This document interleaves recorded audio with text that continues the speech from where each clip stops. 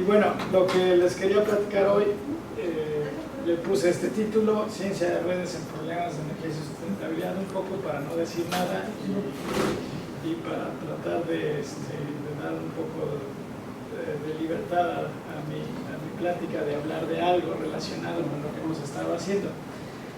Dividí la plática en dos partes, porque al final de cuentas sí tiene que ver con energía y tiene que ver con algo de sustentabilidad, pero es una historia que parte de trabajos que hemos hecho sobre el viento. Entonces la primera parte tiene que ver con el viento y la segunda parte tiene que ver con cómo algunos de los métodos a los que llegamos a trabajar con él, o que descubrimos para poder trabajar y analizar el viento, pues resulta que nos dieron resultados o nos dieron posibilidad de aplicación en otros problemas que también están relacionados con el campo de la energía, aunque de manera totalmente separada. Entonces por eso quise iniciar con una división, ¿no? en dos capítulos. El capítulo 1 es el viento, y el capítulo 2 pues hablaré de otra cosa. Un ratito lo veremos.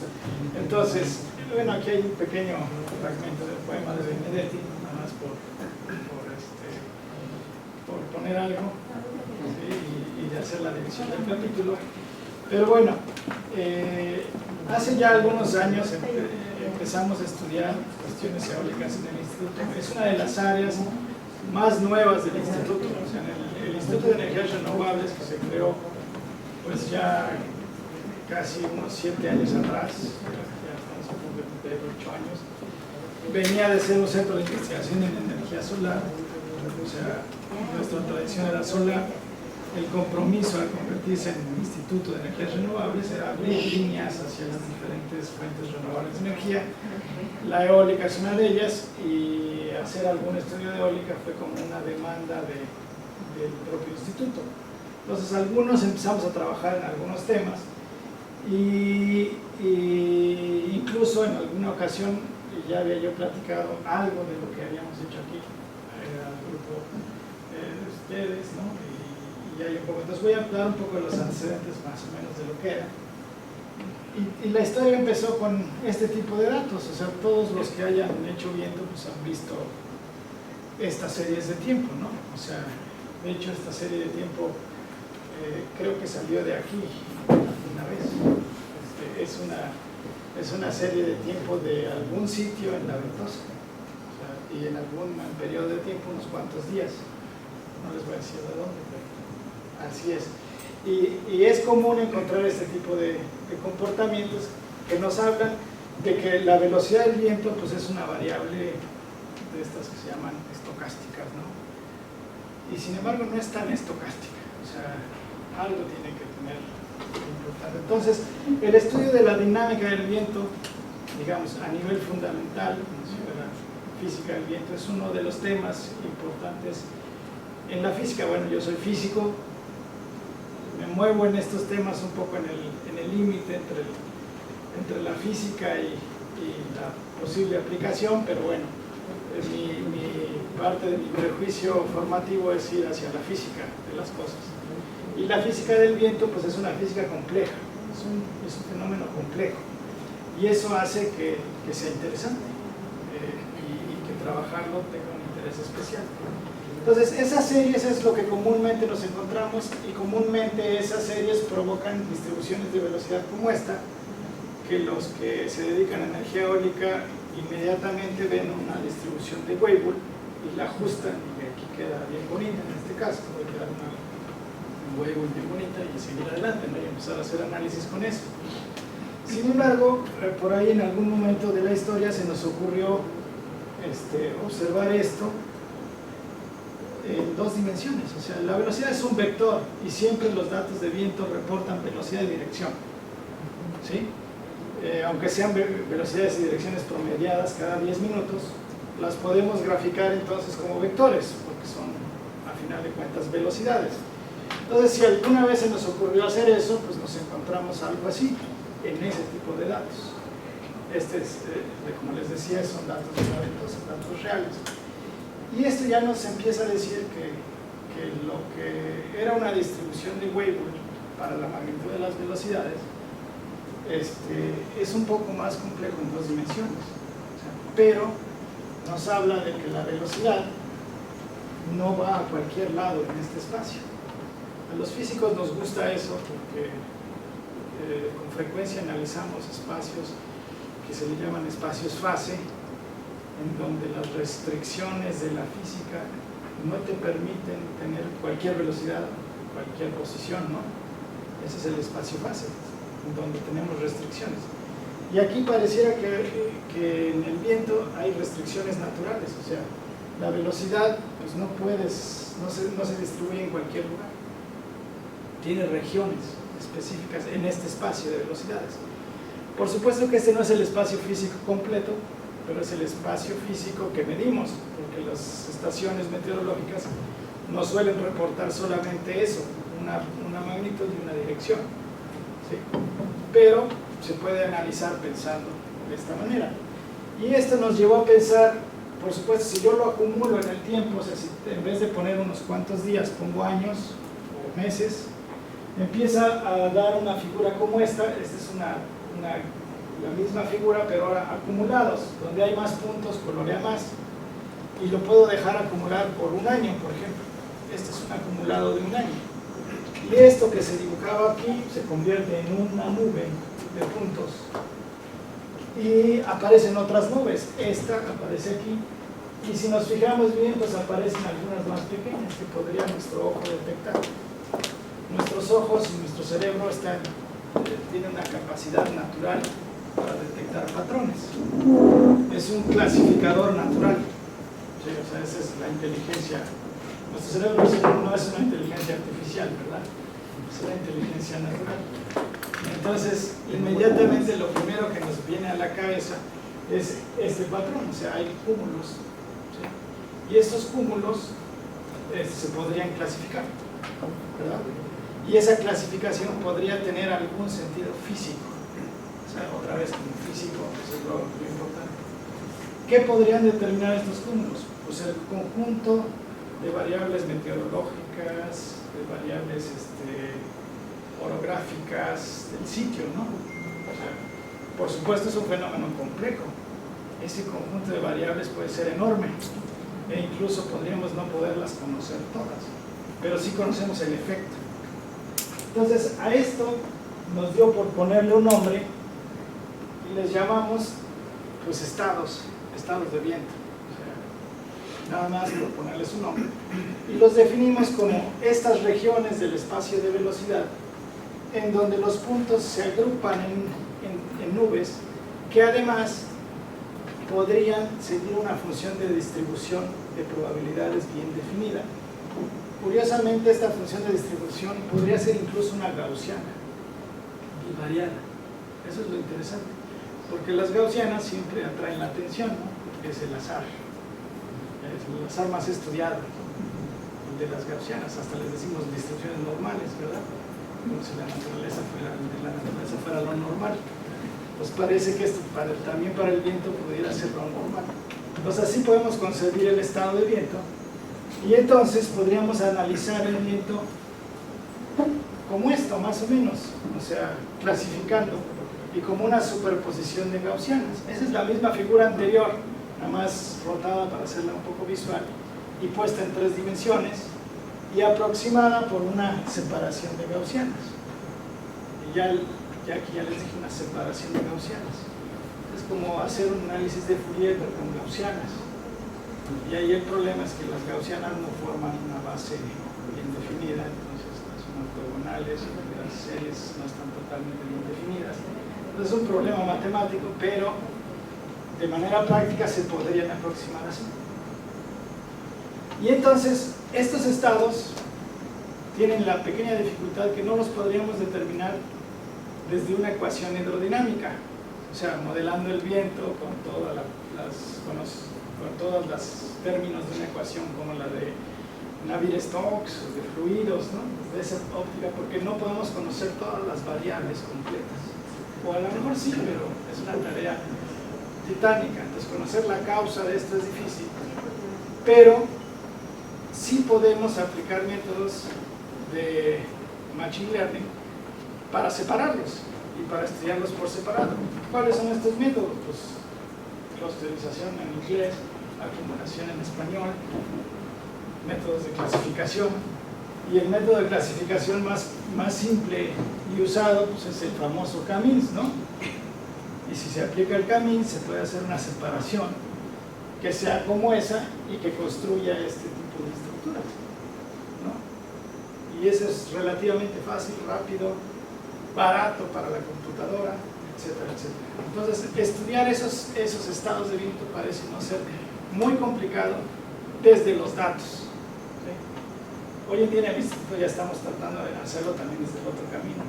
Tenemos simuladores que usan las ecuaciones hidrodinámicas y en algún momento los vamos a pegar. Esa es la idea. Sin embargo, esto es otra vez la información de una sola estación, ¿no? Y nos puede hablar incluso, ya que están definidos los estados, pues de la dinámica, de cómo funcionan los estados a la hora de que cambia el tiempo. O sea, podríamos calcular probabilidades de transición, como en estados cuánticos, ¿no? Podríamos calcular tiempos de vida de esos estados, tiempo de vida medio, ¿no? Muchas variables que en analogía a las variables que se manejan en modelos estocásticos, ¿sí? Podríamos estudiarlo de esa manera y discretizadas de alguna manera. Y eso, bueno, nos dio la idea de que podíamos estudiar la dinámica de una forma diferente, ¿sí? Pero no solo eso, también podríamos intentar, que es lo más reciente que hemos intentado hacer, es, por ejemplo, estudiar no una sola estación, sino varias estaciones.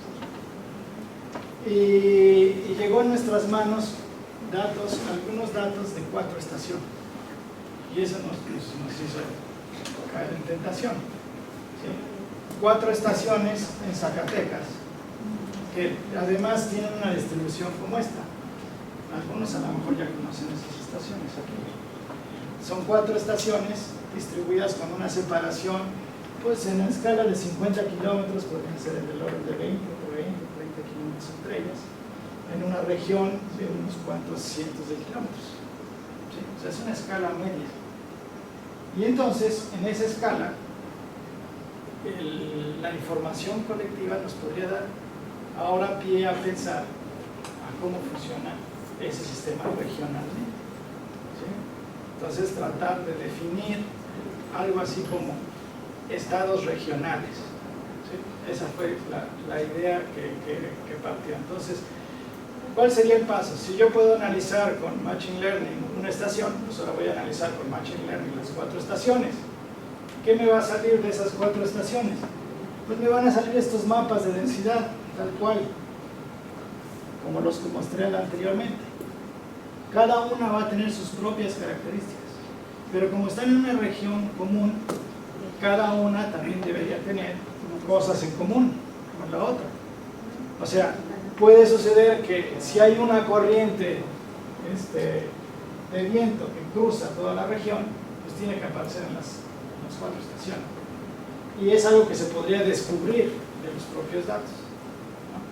Pues eso es lo que intentamos. Y el método pues sería analizar con Machine Learning las 4 estaciones y ver qué grupos salen. Cada grupo nosotros podemos pensar que es un estado. Pero ahora el problema está en que aquí en esta estación tenemos 7 estados, en esta tenemos 6, en esta tenemos 8, en esta tenemos otros 8. Y ahora la tarea es ver cuáles se parecen entre sí, cuáles pueden representar al mismo o una corriente de viento que cruza por ellas. ¿Sí? El problema pues parecía más o menos sencillo, porque pues me voy, cruzo uno por uno, todos contra todos, y puedo ir viendo en las series de tiempo a ver si se correlacionan o no, a ver si hay una función, cómo es su función de correlación. Y una función de correlación con un corrimiento de cierto tiempo, cambiando esos tiempos, me podría decir si los estados tienen algo en común, esa correlación. Bueno, la tarea parece relativamente sencilla hasta que la empiezas a hacer, ¿no? Porque vas todos contra todos, ¿sí? Y en series de tiempo anuales, ¿no? Entonces, a la hora de que empiezas, a la hora que pones a un estudiante a trabajar, le dices, haz todas contra todas las correlaciones contra todas. Y ahora dime cuáles son los que son comunes entre sí. Pues el estudiante, una de dos, o deserta o aprende algo nuevo, ¿no? Sí, y entonces el problema pues es algo así. Si yo estoy en uno de esos estados que representé, tengo que encontrar estados que se les parezcan, ¿no? Que estén más o menos correlacionados de alguna manera. O sea, en los que esta señal, la aparición de un estado coincide con la aparición del otro estado. Estas tres señales podrían tener algo en común. Y podríamos calcular una función de correlación que nos dijera qué tan correlacionadas están. Y entonces para cada pareja de estados podríamos sacar todas las funciones de correlación. Hasta ahí pues un programa o un script de cómputo puede hacerlo, ¿verdad? O sea, más o menos fácil. Ya que tienes las correlaciones, ahora el problema es que a mano tienes que encontrar un método que decida cuáles son los que están mejor correlacionados y cuáles son los que pueden representar lo mismo o no. Ahí es donde empiezan los problemas. Entonces, cuando le pedí eso a mi estudiante, empezó a hacer cosas como esta, ¿no? Empezó a decir, bueno, tengo que agarrarme una de ellas y tengo que ver con cuál está más correlacionada. Y se encontraba, bueno, este es Fresnillo 6, el sexto estado de Fresnillo. Ah, pues parece estar correlacionado con Calvillo 3 y parece estar correlacionado con Calvillo 4.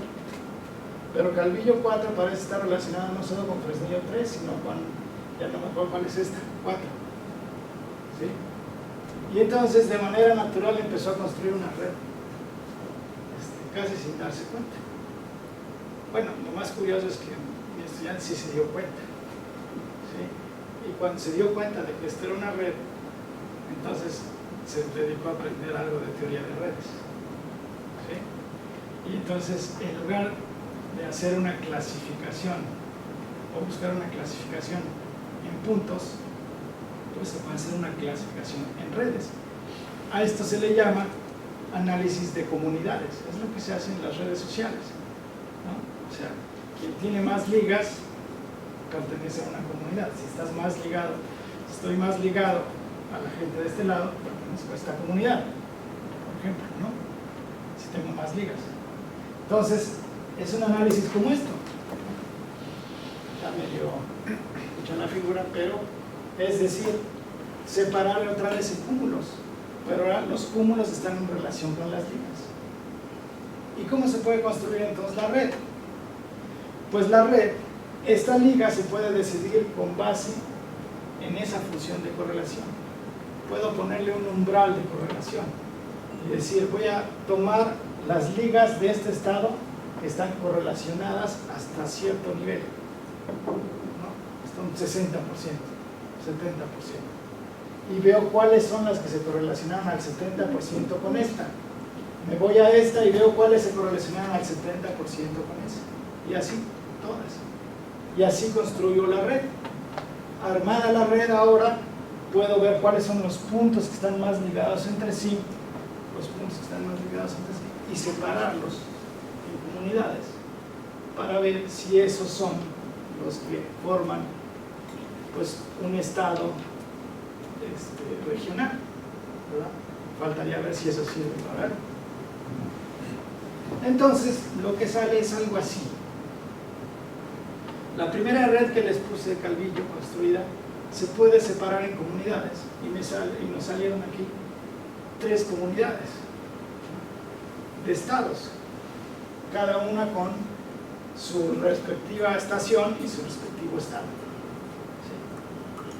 Y eso pues se ve bien bonito porque tenemos 3 comunidades, nada más son 3, no son muchas.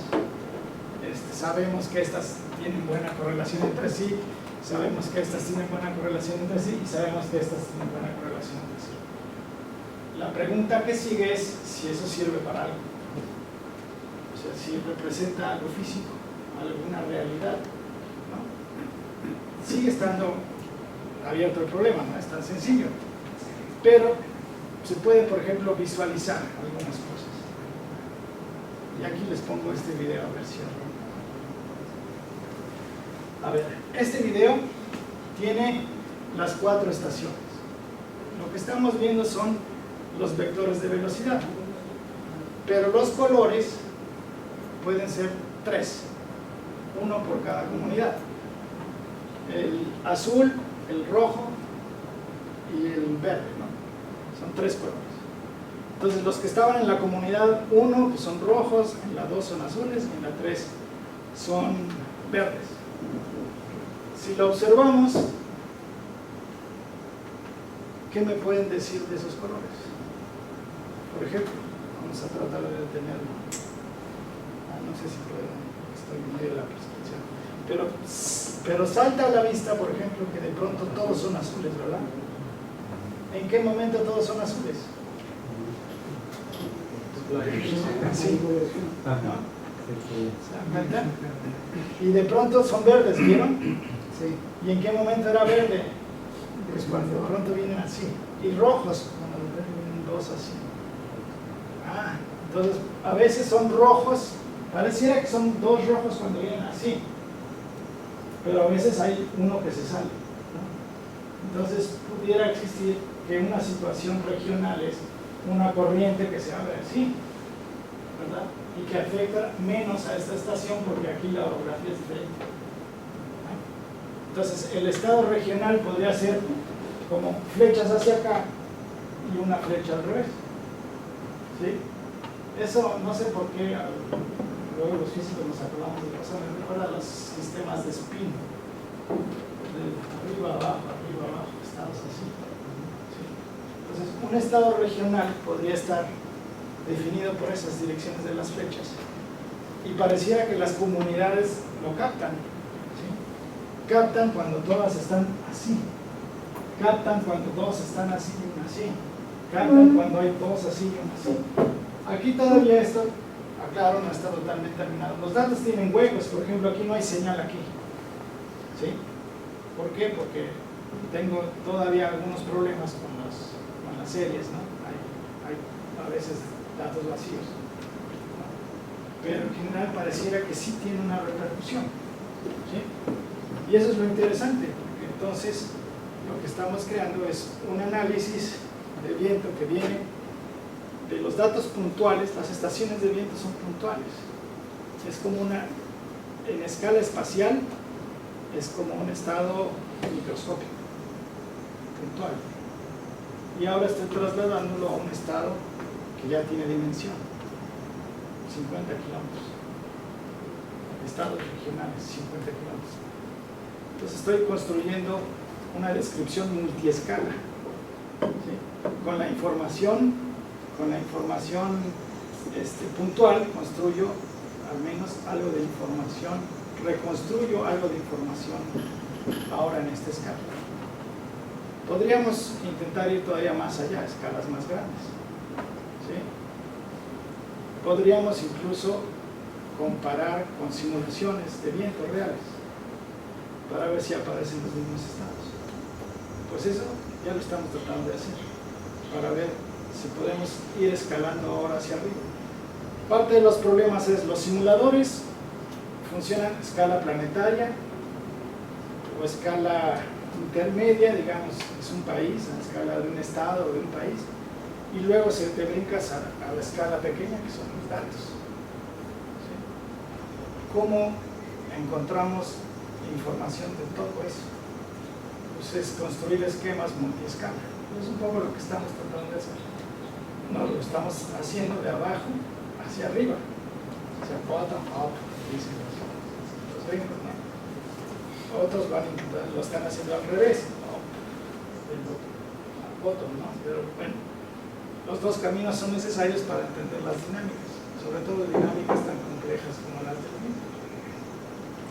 Y lo interesante aquí es que el método entonces es una combinación, pues, de los métodos de Machine Learning con los métodos de ciencia de redes, de teoría de redes. Sí, eso es lo interesante.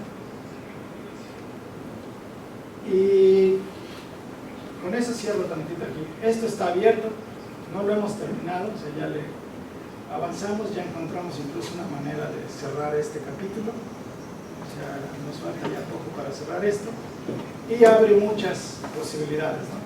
A escalar hacia arriba, conectar con simulaciones a escala estatal, a escala nacional, conectar con, tratar de ver si los estados son físicamente, o sea, si hay verdadera física en todo lo que estamos observando, y justificar eso.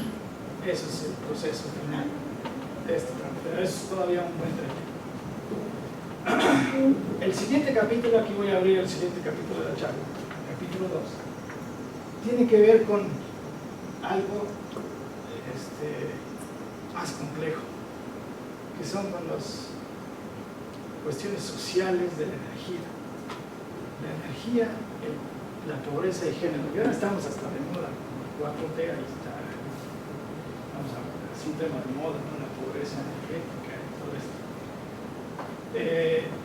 También caímos ahí casi por azar, ¿no? Porque iniciamos un proyecto hace ya un poco más de un año, en donde se planteó una idea que desde la multidisciplina tratamos de decir algo nuevo sobre estos temas, sobre todo la relación, o sea, cuál es la relación entre energía, pobreza y género, en México en especial, ¿no? Y para hacerlo, pues la cosa no es nada sencilla, o sea, primero que nada, si lo veo desde el punto de vista de los científicos de datos, que a mí me tocaba esa parte, porque me dejaron eso en el proyecto, o sea, que lo viera desde la perspectiva de ciencia de datos, ahí hay otras personas viéndolo desde perspectivas sociales, etcétera, de sustentabilidad, de indicadores, pero bueno, me tocaron eso. Entonces, a mí me tocó eso. ¿Y cuál era la base de los datos? Pues primero habría que averiguar qué hay. Y una de las cosas con las que nos topamos es esta encuesta, a lo mejor alguno de ustedes la conoce. Es una encuesta de INEGI, la Encuesta Nacional de Ingresos y Gastos en los Hogares. 2016 ya acaba de salir la 2018. Ya nos metió ruido porque ya tenemos que analizar nuevos datos. Pero es una encuesta que se levanta en los hogares mexicanos, más de 68,000 hogares, una cosa así, y en donde se hacen muchas preguntas, porque se crean más de 200 indicadores. En esos indicadores van gastos, ingresos y gastos, o sea, cuánto ingresa el hogar, cuánto se gasta en muchas cosas, y entre las cosas que se pregunta pues, es cuánto gastan en electricidad, cuánto gastan en gas, cuánto gastan en gasolina, cuánto gastan en leña, no sé. Pero para nuestros fines, algo interesante era, por ejemplo, el gasto en electricidad. Y lo que nos preguntábamos es cómo se correlacionaba pues, este gasto en electricidad con las otras variables, con variables más, digamos, que nos hablaran de la pobreza y del género. La encuesta pues, la levantan en todos estos sitios. Este es un mapa con todas las comunidades donde se levanta el sitio. Es una encuesta nacional, donde se supone que la información tiene relevancia estadística, porque los muestreos se hacen pensando en esa relevancia estadística. ¿Sí? ¿Son los mismos lugares en cada año? Yo esperaría que sí.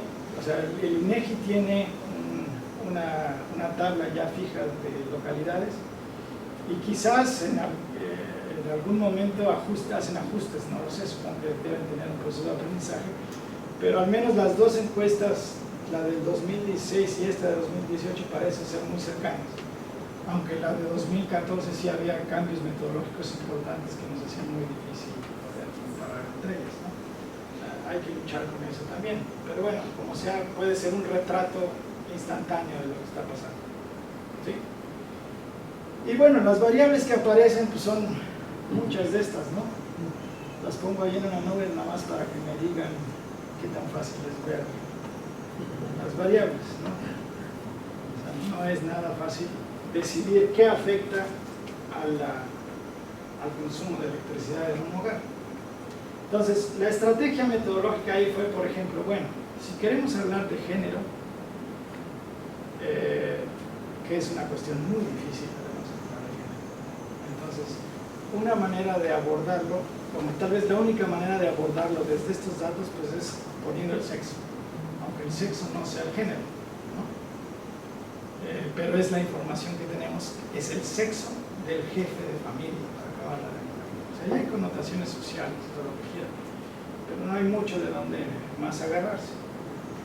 Pero la otra cosa que se puede uno hacer es estudiar la composición de las familias, porque las familias pueden estar compuestas de una sola persona, ¿sí? Lo reporta la encuesta. Y cuando la familia es unipersonal, pues sí tiene sexo, claramente, hombre y mujer. Ahí hay una división, una separación.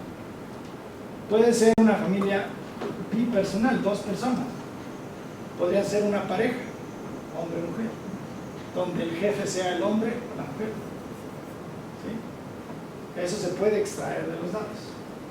Pero también podríamos pensar ahora en familias donde la cabeza es hombre, hay niños, pero podrían ser hombres solos con niños y hombres con pareja y niños. O sea, las mascotas no se consideran. ¿Las qué? Todavía no llegamos a ese nivel. No hay preguntas sobre las mascotas en esta encuesta. A lo mejor algún día habrá, pero por el momento ya no. Entonces, hasta el momento, y digo, hay muchas composiciones familiares que se pueden buscar. Nosotros empezamos definiendo algunas que podrían dar alguna observación sobre los comportamientos, porque las hipótesis, o lo que nos llega un poco a la mente, es que lo que puede variar en el consumo eléctrico son las conductas dentro de la familia, y pudiera ser que las familias encabezadas por hombres y las familias encabezadas por mujeres tuvieran diferencias en ese comportamiento, y eso es lo que habría que buscar en los datos.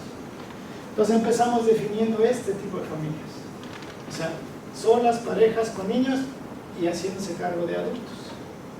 Hay familias donde hay un hombre haciéndose cargo de adultos mayores, o mujeres haciéndose cargo de adultos mayores. Entonces empezamos tratando de ver algo sobre eso, y aquí lo que vimos es que esta es un poco la estadística, la característica descriptiva de estos tipos de arreglos de familiares, y evidentemente pues esta es estadísticamente mayor, la de pareja y niños, pero las demás, hay varias, esta de adultos es representativa, estas también, aunque hay algunas ya difíciles, por ejemplo, mujer con niños. Tiene pocos datos, pero pocos datos son del orden de cientos, ¿no? Pero se puede intentar hacer. ¿Y cómo le hacemos para saber qué influencia en el consumo eléctrico? Bueno, se nos ocurrió, no se nos ocurrió, es un método más o menos trabajado, que es trabajar con las covarianzas, o sea, cruzar variables una contra otra, ¿sí? Tener en un eje una variable y en el otro eje el consumo de electricidad, cruzarlo y calcular su covarianza. La covarianza habla sobre, otra vez, distribuciones gaussianas, ¿sí? Bivariadas, y otra vez sobre nubes, ¿sí? Y otra vez sobre nubes que siguen una gaussiana o que se alejan de una gaussiana. Bueno, no necesariamente se alejan, sino más bien se sesgan, ¿no? Entonces, cuando las variables no están correlacionadas entre sí, su covarianza tiene una matriz de este tipo, ¿sí? Casi cero en esta diagonal y prácticamente uno en esta. Bueno, aquí siempre es uno, ¿no? Porque las variables se pueden estandarizar, o sea, podemos dividir entre la media y restar la media y dividir entre la desviación estándar, y eso estandariza las variables. Y entonces esta estrategia permitiría ver si hay independencia entre las dos variables, si hay algún indicio de correlación o si hay un indicio de anticorrelación. Es otra manera de hacerlo. Y lo interesante de esto es que en la encuesta, aunque haya variables discretas, porque hay preguntas, por ejemplo, binarias, que dicen sí o no, responde sí o no, o hay preguntas que tipifican, ¿no? Tienes piso de tierra, de cemento, no sé, y se forma una pequeña escala, ¿no? Que va desde la tierra hasta lo más fino, Y entonces, si hay correlación entre las variables, se debería ver que tuviéramos variables discretas. Entonces, eso es lo interesante porque podemos aplicarlo como un método general a muchas variables. Entonces, podríamos hacer una selección de muchas variables y tratar de ir buscando cuáles son las que tienen correlación importante con el gasto de electricidad. O sea, algo así. Relacionar uno a uno todo e ir sacando esas covarianzas. Y otra vez establecer un criterio que a veces se aplica así, de covarianza acumulada, y cortar cuando la covarianza acumulada llegue a un cierto umbral. Aquí está el 60%, pero es un umbral que se puede definir, ¿sí? Y ahí cortar el conjunto de variables y decir estas son las que más influyen, ¿sí? Y eso se puede hacer rápidamente, ¿sí? Porque es un análisis otra vez relativamente simple y poco costoso computacionalmente, y nos puede dar conjuntos así, ¿no? Pero otra vez nos dejó casi las mismas, ¿no? La nube inicial de estas todavía sigue sin decirnos mucho. Entonces seguimos mareados con esto.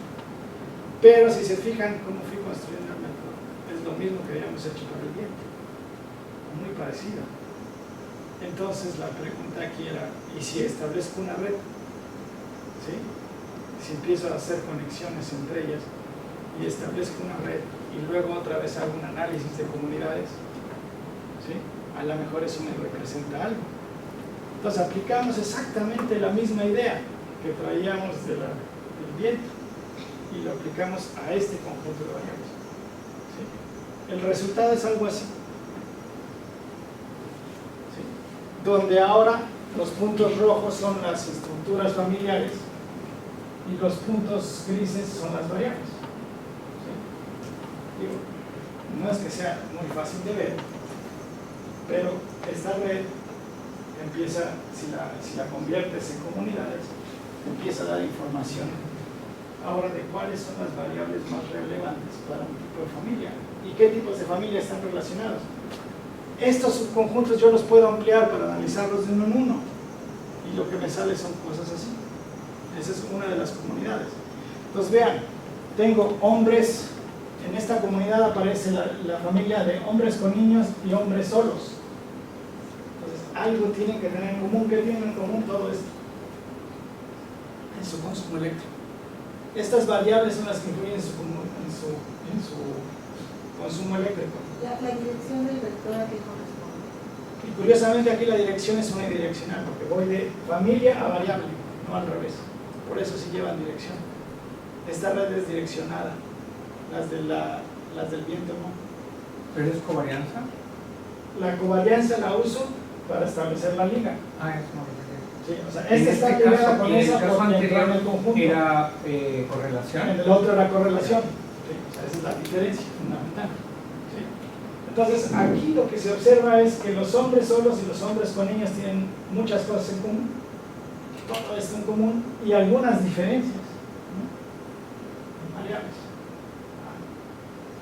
Y sin querer, como ya está saliendo algo de información, ¿verdad? Hombres solos con niños tienen hábitos de consumo energético similares. Digo, podría ocurrírseme una frase inmediatamente, esa. Pero podría irme a más detalle, ¿no? Podría decir, los hombres solos y los hombres con niños tienen estas cosas en común. Las planchas, las televisiones, las fregaderas, las materias, esas cosas están influyendo, ¿sí? Sin embargo, esto no es una conclusión, ¿verdad? No se ve como una conclusión, pero se ve como una hipótesis, ¿sí? Una hipótesis que permitiría diseñar un nuevo instrumento para corroborar esa hipótesis, ¿no? Entonces, de pronto la sensación fue que lo que descubrimos es un método de generación de hipótesis, o sea, no de dar respuestas necesariamente, ¿sí? Pero sí de crear hipótesis a partir de los datos de esta encuesta, ¿sí? La encuesta no la hicieron con la intención de medir cuestiones energéticas, ¿verdad? No es esa la intención, ni cuestiones de género, ¿sí? Quizás más cuestiones de pobreza, puede tener más razón. Sin embargo, sí podría ser una base para crear hipótesis que permitan diseñar instrumentos específicos para preguntar ahora cuestiones de energía relacionadas con género y relacionadas con pobreza. ¿Sí? Esa es la conclusión que sacamos. Y lo interesante es que lo hicimos extrayendo el mismo método. ¿Sí? Eso es lo interesante. O sea, el método no es tan diferente aplicado a viento que aplicado a esto. Y son problemas absolutamente diferentes. Entonces, eso es lo interesante de estar trabajando en ciencias de datos. Pronto llega la inspiración donde menos se espera. Esas son las otras comunidades. Cada una de ellas puede generar diferentes aseveraciones, ¿no? ¿Sí? Y además cada quien puede verlas de diferente manera. O sea, y a lo mejor la metodología sería llevárselas estas, por ejemplo, a expertas en género, que lo vean y que interpreten, que digan qué interpretan de ahí, y así empezar a construir un resultado multidisciplinario. Pues eso es lo que estamos intentando hacer. Ya lo hicimos una vez, un ejercicio con expertas en género, y causa diferentes reacciones,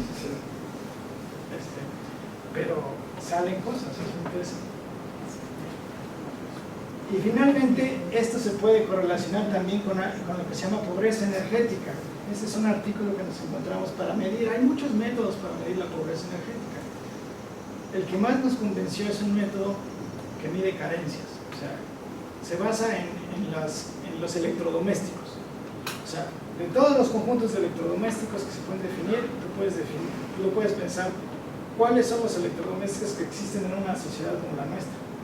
Y luego ver cuáles faltan en otras sociedades. Entonces, si te vas a una casa en África, te das cuenta que faltan un montón. O sea, no hay televisión, no hay tostador, todo eso te permite definir una escala que podría ir de 0 a 1, qué tantas carencias tienes.